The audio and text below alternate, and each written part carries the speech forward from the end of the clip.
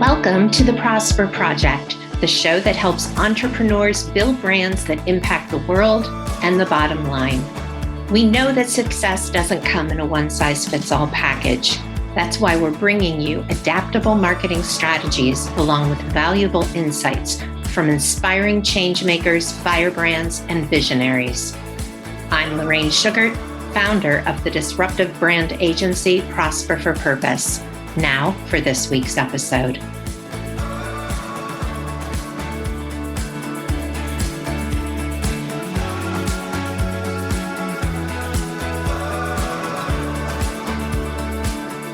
From the lockdown of 2020 to global issues and a projected recession, it's easy to feel that we've lost control of things. So today I want to talk about taking back some of that control, about going from victim to creator in our work and in our life. This episode is called Radical Responsibility. You may have heard this term, which has been trademarked by author and coach Fleet Mall. But I first learned about this concept more than 20 years ago, and I found it transformative. So today I'm going to talk about why taking absolute radical responsibility for your life is critical to your well-being. But first, it's important to recognize when you're not taking responsibility. Think about a relationship you've had, a dating relationship or a friendship where the other person didn't really treat you well. Perhaps the person was unreliable or made fun of you around others or only called you to complain about their problems. You were aware this was happening. Perhaps your family or friends even expressed their concerns. And yet you stayed in the relationship thinking something would change. We've all done this at some point in our lives. When the relationship eventually ends, sometimes months or even years later, most of us will feel sad and angry about what that person did to us. But the reality is that once someone shows us who they are and we choose to stay in the relationship, we are the ones responsible when we get hurt. Now, I want to pause and add a disclaimer to this. I am talking about normal life here. There are exceptions to this, like when you are lacking emotional strength due to verbal or physical abuse. That is not part of this conversation today. But we live in a blame culture. It's so much easier to blame the other person than it is to take a hard look at ourselves and acknowledge our responsibility. But this holds us back because if we're not responsible, why bother to dream big? Why work hard? This especially comes up and is true in our work. We can't move up the ladder because our boss won't acknowledge our contributions. We change jobs every year or two because our bosses are awful people. Well, sometimes we do get an awful boss, and moving on is the responsible decision. But when a bad situation is on repeat, we need to look closely at the common denominator, us. So I'm going to share something I've never shared publicly. During the course of my nearly 10 years running Prosper for Purpose, I have set aside a strong gut instinct twice. Gut instinct is more than intuition. It's a primal reaction based on experiences we've already had. In my case, it was a warning not to repeat mistakes I'd made in the past. But I failed to distinguish between a fear and an instinct. What I did may not seem like a big deal. I chose to bring individuals into my work, into my company, who were not a fit for the business culture I had carefully curated.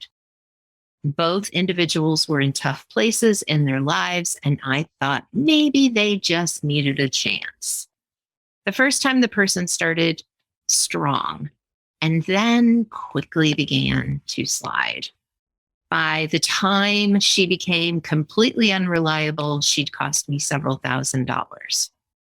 The second time I ignored my gut, it cost me 3 clients and 3 employees.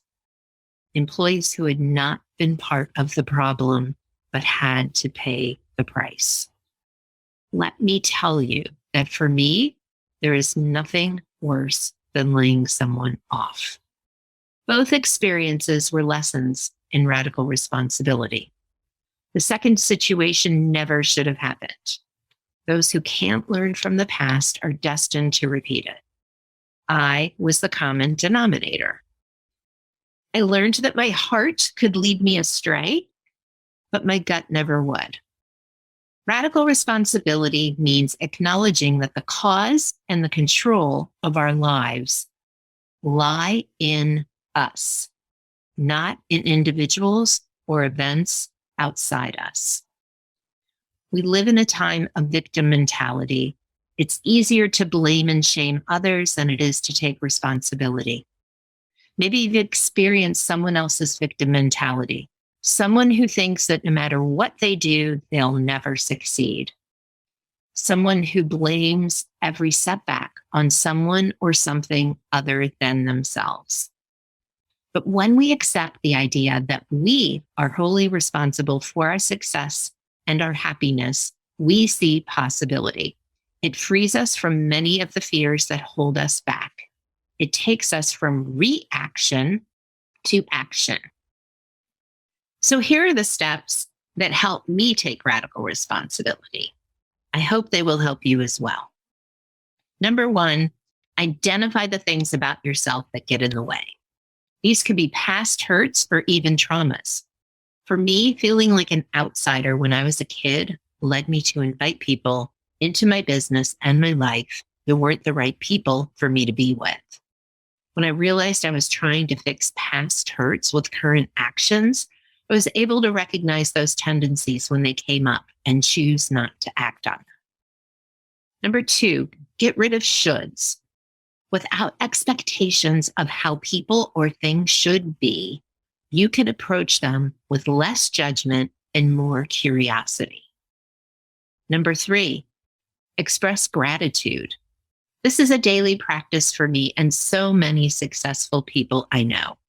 I try to start and end each day quietly, contemplating or writing about the people and things in my life that I am grateful for.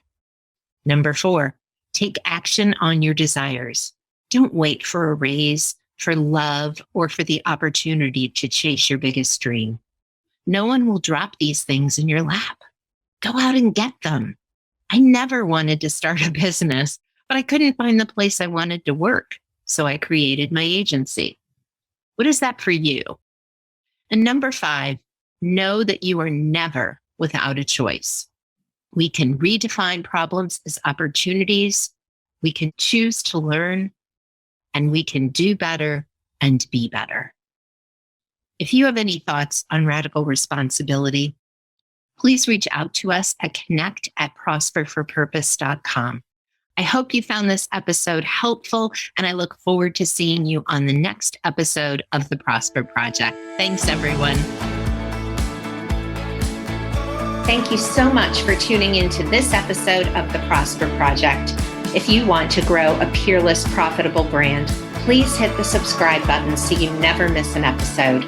And if you find value in our show, please help us reach others by sharing an episode and leaving a review. In appreciation, please visit prosperforpurpose.com for more free resources to help you grow your business.